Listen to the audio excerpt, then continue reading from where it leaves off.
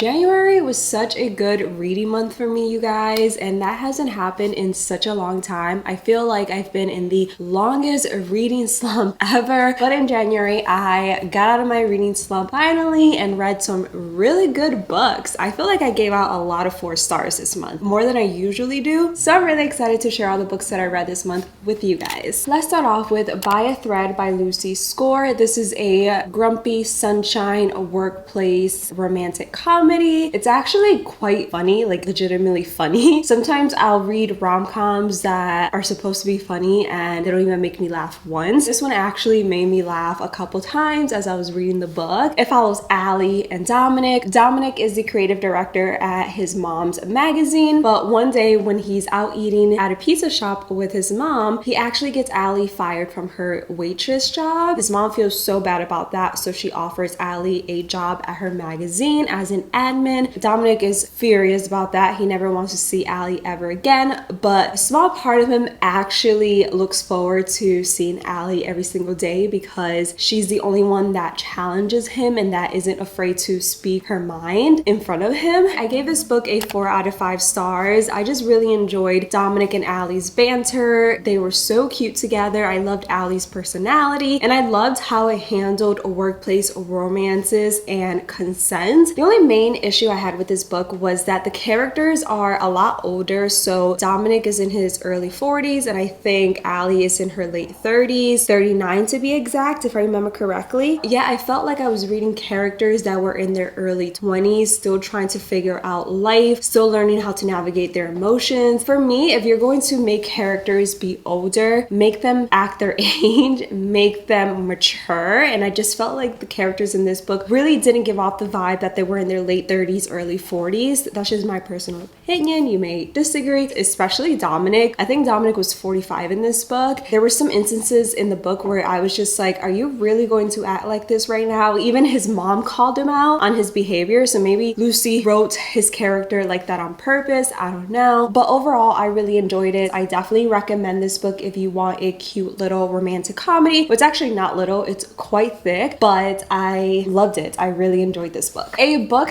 that I did not enjoy as much as By a Thread was The Maid by Nita Prose. This is a thriller and it actually won Best Thriller on Goodreads. And let me tell you, there is nothing thrilling about this book. It definitely is more of a slow-paced mystery. I'm not really quite sure why it's labeled as a thriller in the first place. It follows a woman in her mid-20s who has difficulty socializing with people. She doesn't really catch normal social cues and she's also very naive. So she puts her trust in a lot of people that don't deserve her trust. One day when she shows up for her job as a maid in a hotel, she enters a suite and the guest is actually dead, and quickly police pin her as the main suspect and she has to figure out how to prove her innocence. The premise of this book sounded so good. I thought it was going to be a pretty quick murder mystery thriller, but it turned out to be the complete opposite. I felt like the book focused solely on the main character's obsession with being a maid and loving the fact that she was a maid, which there's nothing wrong with that. But after a while, I got to the point where I was like, okay, I get it. She loves cleaning. She loves her job. Can we get to the actual murder mystery element of the book? The ending was a big letdown for me. There was a big reveal towards the end that felt so unnecessary. I think I gave this a 2 out of 5 stars. Definitely not my favorite thriller by any means. The next book that I read was The American Roommate Experiment by Elena Almas. I have been meaning to read this book for months, so I'm so glad that I finally read it in January. This is the sequel slash spin-off to The Spanish Love Deception. I know a lot of you guys hate The Spanish Love Deception, but that was honestly a 5-star read for me last year. Absolutely adored that book, and I absolutely adore this one as well. It follows Rosie, who is Catalina's, the main character from The Spanish Love Deception, best friend. One night, the ceiling of her apartment building collapses, so she goes to Lena's empty apartment to stay there for a few days without realizing that Lena actually gave permission to her cousin Lucas to stay at her apartment while he's vacationing in New York. Lucas and Rosie actually arrive at Lena's apartment at the same time and decide to just be roommates for the next couple days until they can figure out their situation. Through them becoming roommates, Lucas learns that Rosie is a romance writer who is struggling Sterling to write her second novel. So he proposes for them to go on a series of experimental dates around New York City to kind of spark her inspiration so she can write her second romance novel and meet her deadline. Through them going on these experimental dates, they develop feelings for one another, but there is just one big problem. Lucas is originally from Spain, and in 6 weeks he literally has to fly back to Spain because his visa expires. It's a very cute romantic comedy. I love the two main characters. I will say that it is a slow burn. I think their first kiss doesn't happen towards the end of the book, but regardless, I enjoyed it. I thought the two characters were really funny. I loved their conversations, their dialogue. Lucas is an absolute sweetheart. They both had a lot of character growth. It was definitely a lot more emotional than the Spanish love deception because the two main characters definitely had to overcome a couple obstacles. Rosie had to overcome some family and career obstacles. Lucas had to overcome a trauma that he had from his career as a pro surfer, and it wasn't as spicy as the Spanish love deception, which I actually preferred that. I gave it a 4 out of 5 stars, and I would definitely recommend this book. Only if you're into slow burns. If you don't like slow paced books, then stay far away from this one. Another book that I absolutely loved was The Kiss Curse by Erin Sterling. So this is the sequel slash spin-off to the Ex-Hex. It follows Gwen and Wells. We actually met Gwen in the Ex-Hex, and in that first book I absolutely fell in love with her character, and in this book that love was for sure cemented. I absolutely loved her personality. She was so funny. She didn't take any crap from anyone. She was strong. She was opinionated. Wells was, I guess, the complete opposite of Gwen. He's definitely a more reserved character, but somehow they end up working well together. Even though at first they don't want anything to do with one another, they are kind of determined to stay away from each other. I just loved their banter in this book. I actually loved this book a lot more than I loved the Ex-Hex. Don't get me wrong, I think I gave the Ex-Hex 3 out of 5 stars. It was cute, but the Kiss Curse I give 4 out of 5 stars. It was such a cozy, comforting book to read. It does take place in the fall. Maybe that's why I found it so cozy and comforting. If you're looking for a simple romantic comedy that's not too deep, that's not too emotional, just a good old time, definitely check out The Kiss Curse because this book is definitely worth the read. And it's a very quick read at that. Like, it's only 300 and something pages, very short. You can literally finish this in one sitting. It's a good old time. The next book that I read was The Chase by Elle Kennedy. This is the first book in the Briar You series. The Briar You series is actually a spin-off series to the Off-Campus series by Elle Kennedy. It follows Summer and Fitz. They are literally complete opposites. Summer is very bubbly. She's super outgoing, literally the life of the party, versus Fitz is very much more laid back, reserved, doesn't really like to party, prefers to stay home and play video games. And for the majority of the book, Fitz actually fights his attraction towards Summer because he doesn't think they'll work at all. He thinks that she's all drama and he literally does not want anything to do with drama. This book also has an important lesson in the story, which is to never judge a book by its cover. Literally, don't judge someone unless you know them well enough to have a judgment. And Summer's best friend Brenna was a absolute hoot. I loved her character. She was so fun. I think the next book in the Briar You series is actually Brenna's love story, so I'm definitely going to pick that one up and I'm excited to read it. I gave this book a 4 out of 5 stars. The only thing that I didn't really like about this book was the abrupt ending. It didn't even have an epilogue, and when it ended I was like, is this it? Are we really just going to end their love story here? Like, it just felt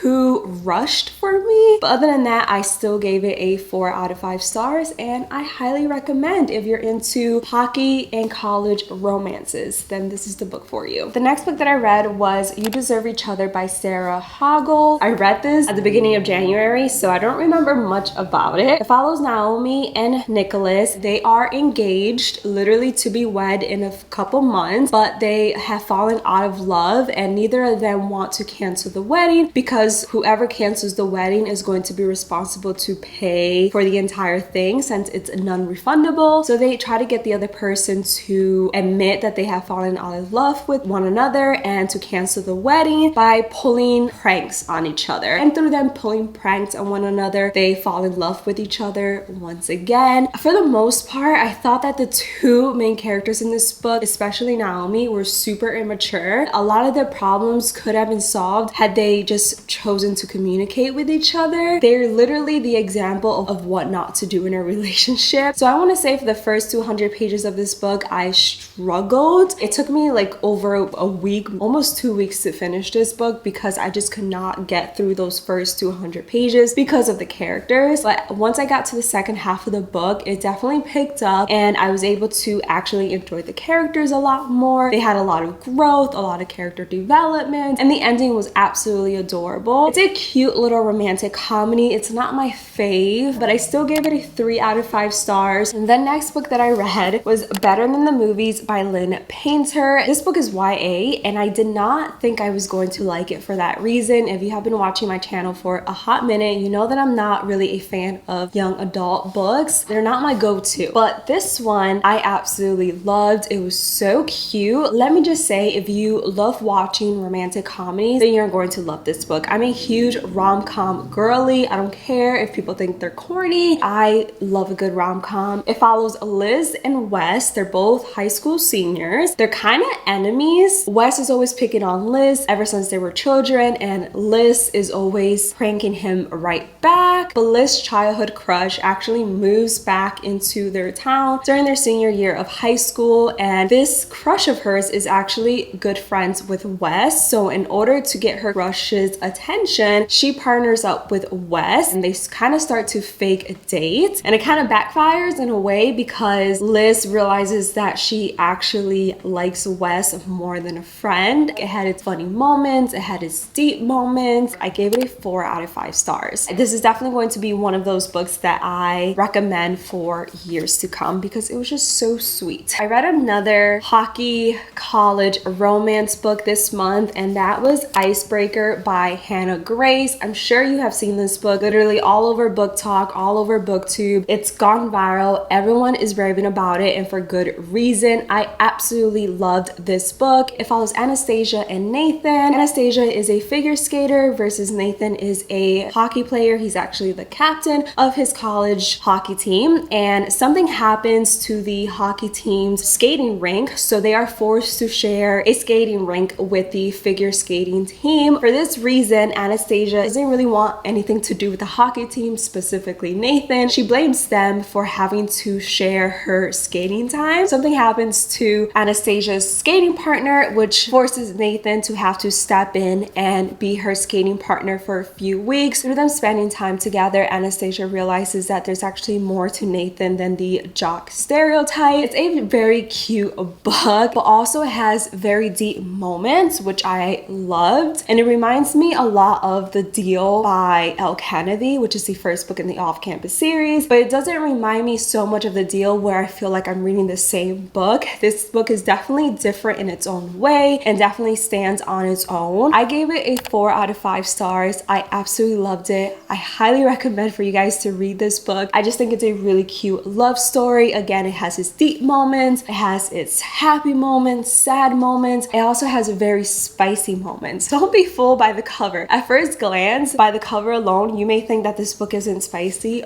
but it is quite spicy. Might I just add that the side character Henry has my absolute heart, and if he doesn't get his own book, I'm going to be hella pissed. Like, Henry needs his own book. Either way, go read Icebreaker. The next book that I read was The Hunting Party by Lucy Foley. I'm not going to spend too much time talking about this book because I absolutely hated it. It was such a boring thriller. I felt like I wasted my time reading this book. If you've read The Guest List by Lucy Foley, The Guest List is literally the exact same book as The Hunting Party, just different characters. Extremely boring, extremely predictable, very slow. Did not like it one bit. I gave it a 1 out of 5 stars simply because I can't give it a 0 out of 5 stars. I wish I could, but I can't. It is a murder mystery, but I just cannot recommend this book, so that's all I'm going to say on this one. I also read When in Rome by Sarah Adams. Sarah Adams actually wrote the cheat sheet, which I read last year. This one is Grumpy Sunshine, and it follows Amelia and and Noah. Amelia is a pop star who is struggling with her career. She's kind of fallen out of love with singing. So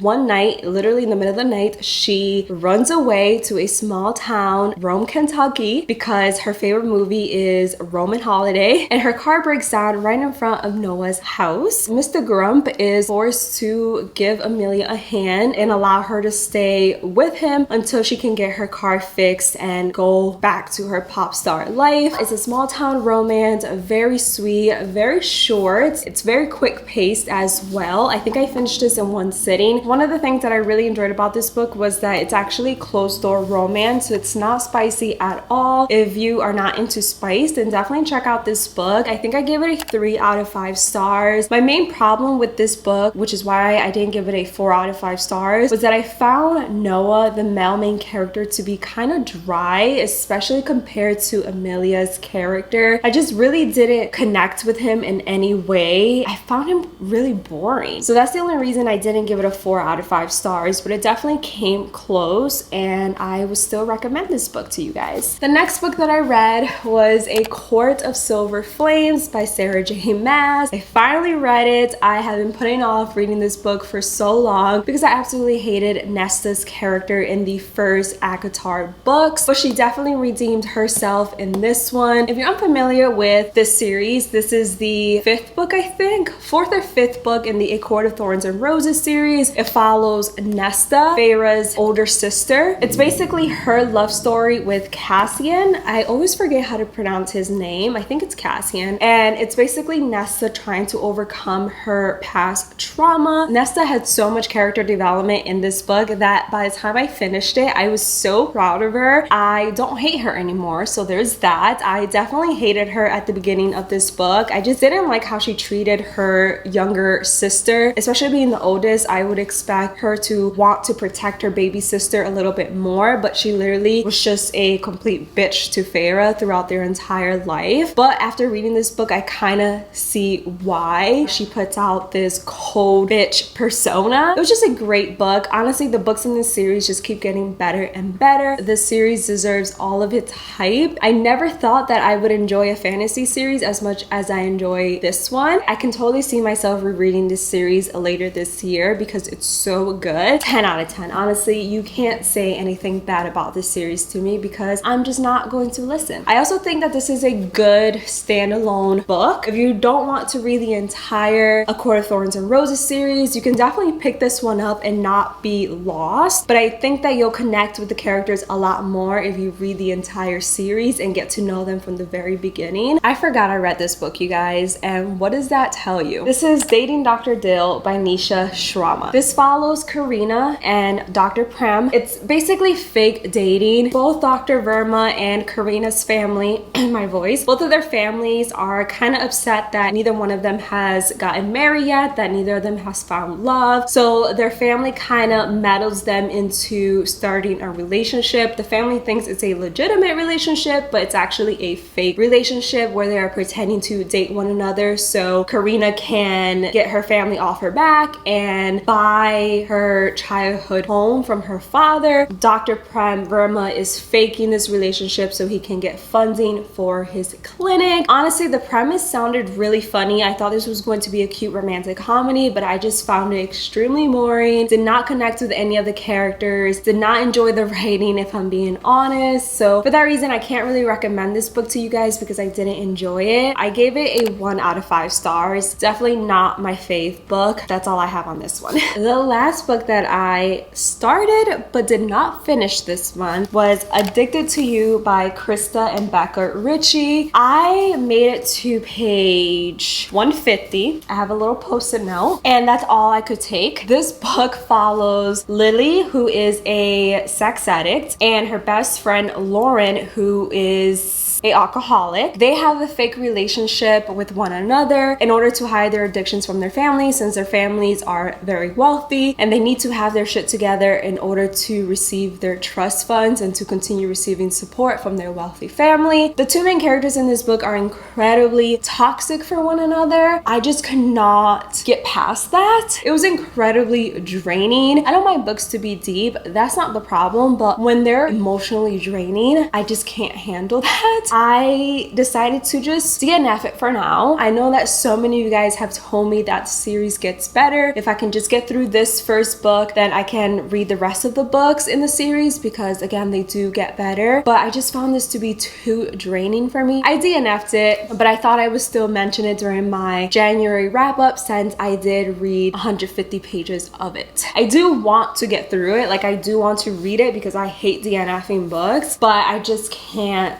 read it right now. It's going to stay on my nightstand for a while. Those are all the books that I read in January. I had some hits, but also some misses. Overall, I still think I had a pretty good reading month, and I enjoyed most of the books that I read in January. Let me know in the comments below what books you read in January. Have you read any of these books? Do you agree with my opinions? Do you disagree? I would love to know. And that is pretty much it for today's video. I really hope you guys enjoyed watching. If you did, don't forget to give this video a big thumbs up. Don't forget to subscribe. I would love to have you a part of my channel, and I'll see you guys in the next one. Bye guys.